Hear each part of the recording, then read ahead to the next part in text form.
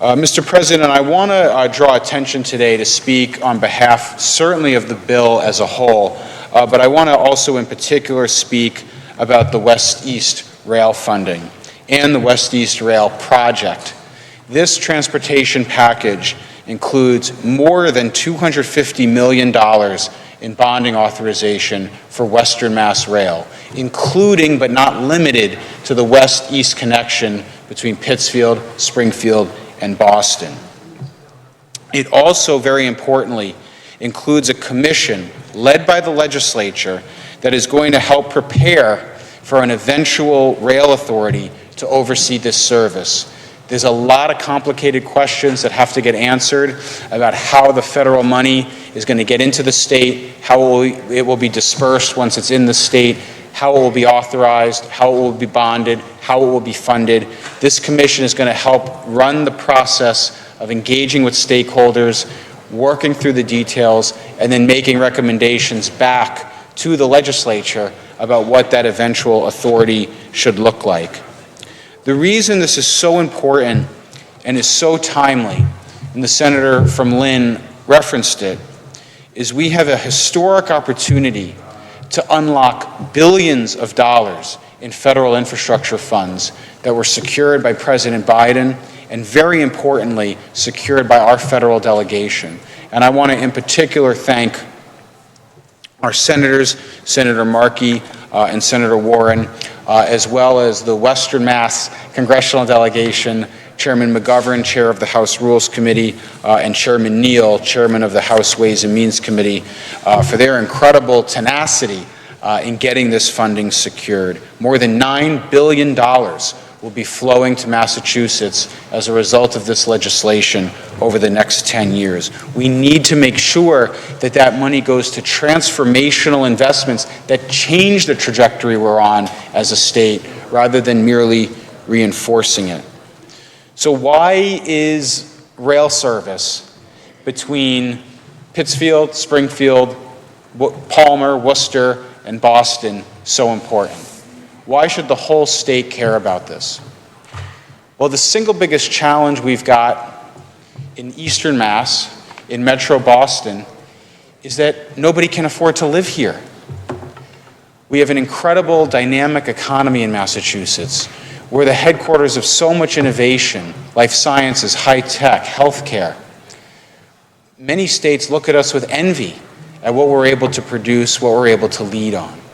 But that economy is in jeopardy if people can't afford it. Rents are continuing to go up, skyrocketing inequality. It's leading to homelessness and housing insecurity. Mortgage rates are going up as interest rates go up, and housing prices are out of control. Young families can't afford to do it. Seniors on fixed incomes can't afford it. People who are seeing their wages pinched by inflation are also seeing double-digit rent increases. The situation is unsustainable. And by the way, the traffic is horrible too. People can't get around, they can't move around. Billions are wasted in time and wear and tear on our roads and in damage to their vehicles as a result of the soul-crushing traffic we've got here in Massachusetts. Now, Western Massachusetts actually has an inverse challenge to what's happening here in the eastern part of the state. In Western Mass, we have a great quality of life, we have a lot of open space, we have a much more affordable cost of living, but we don't have connectivity to that fast-growing, red-hot economy in the Boston area. So as a result, many of our young people, many of our families have to move. They have to leave the area in search of better jobs and higher incomes and better opportunity. The combination of remote and hybrid innovations, better and faster and more accessible broadband service, and the physical connectivity of trains and allowing people to get back and forth from farther away in a clean and sustainable way is going to solve both problems. It's going to give Eastern Mass access to that high quality of life, that more affordable cost of living, and it's going to give Western Mass access to that red-hot economy and that red-hot job market in the metro Boston area. It helps everyone. Oh, and by the way, it would take thousands and thousands of cars off the road. It would be one of the single biggest investments we've ever made in clean transportation and in reducing climate change.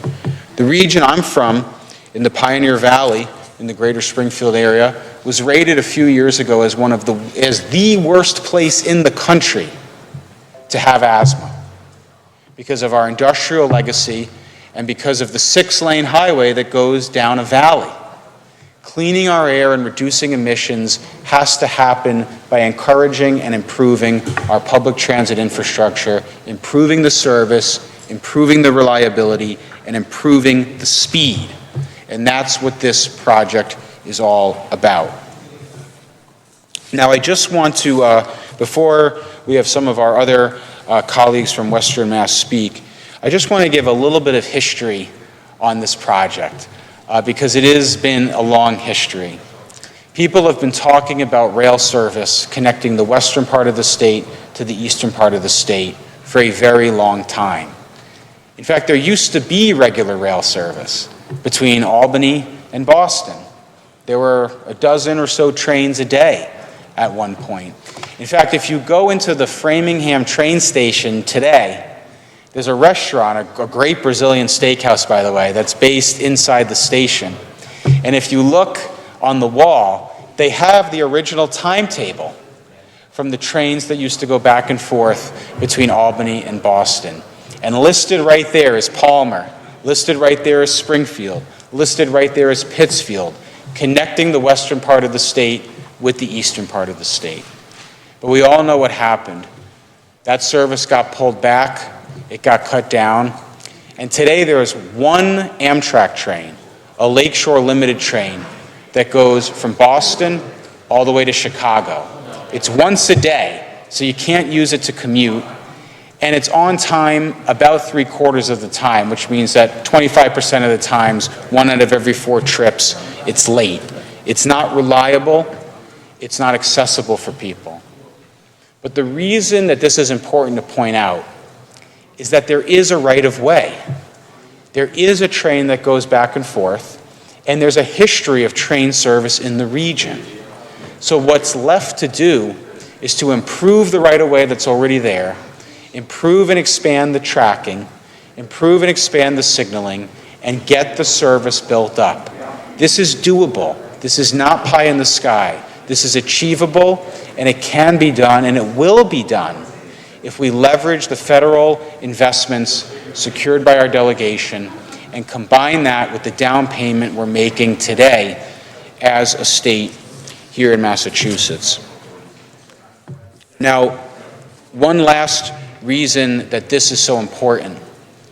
We do not yet have clear guidance from the federal government about the specific details of how the money is going to transfer from the federal infrastructure package to the state for an intercity rail project like this. But one thing that is certain is it's going to be very competitive. A lot of states are going to be applying for that money and trying to secure that money to help get projects in their own regions done and secured. One of the most important criteria that the federal government will be looking for is political and legislative consensus about the need for a project and a demonstration of commitment on the part of state leadership that if and when the money is moved over, it's going to be put to good use and it's going to be secured. That is why this is so important. This is the single largest allocation for an individual project in the entire bond bill. The commission, which is going to include leadership from the House and the Senate and is going to include leadership from the executive branch with MassDOT, as well as planning agencies across in the entire state, actually, is going to demonstrate the political consensus and the newfound support for this project, which is going to make us competitive for those federal funds. So, Mr. President, I just want to thank my colleagues in the Senate for working on getting this done. In many ways, this is the culmination of 8 years of work and advocacy that myself and so many others have been working on the last many years. We are getting very close to taking a project that was abstract in the beginning to a real plan for putting shovels in the ground and getting it done. And this vote today, this allocation today in the transportation bond bill is going to be a very, very important component of that. Mr. President, I appreciate the support. I want to thank my colleagues in the Senate, and I want to thank everybody who has worked so hard on making this happen. Thank you very much.